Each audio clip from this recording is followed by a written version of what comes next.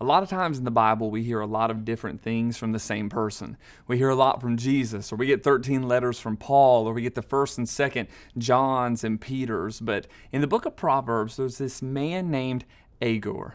And we only hear from him in Proverbs 30, literally not any other point in the entire Bible.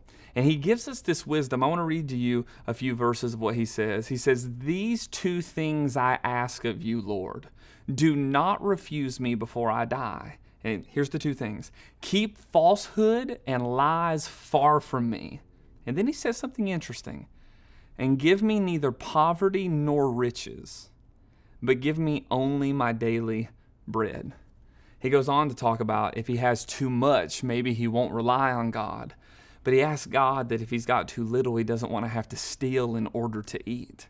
So this one man that we hear from only one time centers some of this passage in his writings in, give me enough. Let me be content.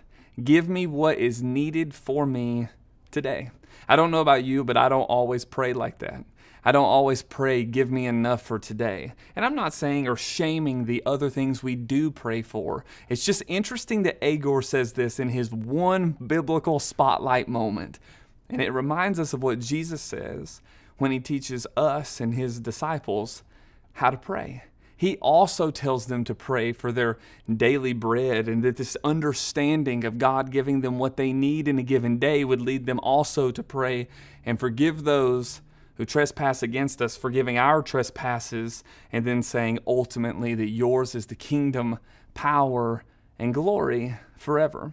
I think there's something specifically tangible about that, and that's how I want to challenge you and myself today, is to go back to that classic prayer of Jesus that starts with, "Our Father who art in heaven," and ends with, "And all of this is yours," with this middle crux like we hear from Agur in Proverbs 30 being, "Give me what is needed today."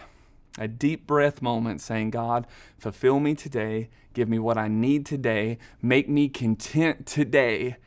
And we'll move forward as we go through not only this day, but into the next one, repeating that same prayer with that same heart posture, knowing that God's got our back.